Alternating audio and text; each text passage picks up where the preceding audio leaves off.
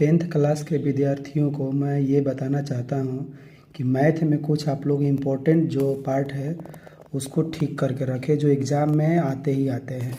ठीक है, वो हमेशा आपके एग्ज़ाम में आते हैं। जैसे कि यहाँ पर आपको एलसीएम और एचसीएफ जो है दो तरीक़ा से पूछता है। एक आपको अभाज्य गुणनखंड विधि से पूछता है और एक आपको भाग विधि से पूछता है। भाग विधि से पूछेगा तो उसमें भाग एल्गोरिथम मेथड जो होता है यूक्लिड विभाजन एल्गोरिथम के द्वारा उसको बनाना होता है, जिसमें चरण लिखना होता है। तो 2 नंबर का आएगा तो इसमें देगा, डायरेक्टली भी देता है। और अभाज्य गुणनखंड विधि से आपको एलसीएम और एचसीएफ निकालने के लिए क्वेश्चन ऑब्जेक्टिव में भी देखने को मिलेगा और 2 मार्क्स वाले क्वेश्चन भी देखने के लिए मिलता है। उसके बाद मैं आपको बताना चाहता हूँ कि आपको अपरिमेय संख्या सिद्ध करने के लिए आता है कि कौन अपरिमेय है, कौन अपरिमेय नहीं है।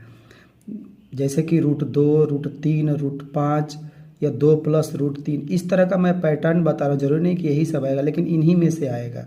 ठीक है, तो ये जरूर आएगा कि अपरिमेय सिद्ध करे कि यह एक अपरिमेय संख्या है।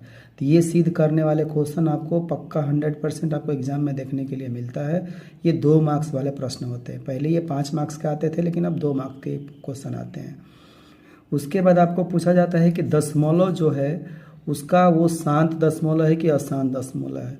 तो उसमें आपको चेक करना होता है। जैसे कि भिन्न में आप लोग देखते होंगे, चेक करते हैं, जैसे नीचे में 2 और 5 का जो है वो अगर 2 और 5 का अगर जोड़ा आ रहा है तो उस तरह का दशमलव शांत होता है। जो नहीं आएगा वो क्या हो जाएगा, अशांत हो जाएगा।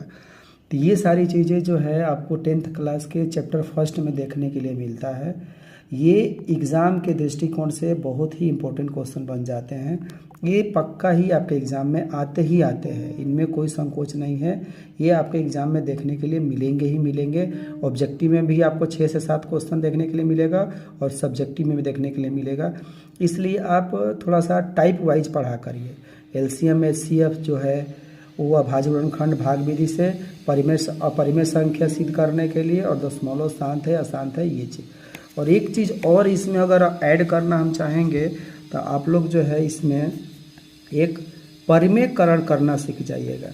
परिमेयकरण करना सीखना, ठीक है, कैसे परिमेयकरण किया जाता है, क्योंकि ये भी क्वेश्चन आपको ऑब्जेक्टिव में देखने के लिए मिल जाता है परिमेयकरण करने के लिए, और कभी कभी सब्जेक्टिव में भी आपको देखने के लिए मिल जाएगा परिमेयकरण करने के लिए।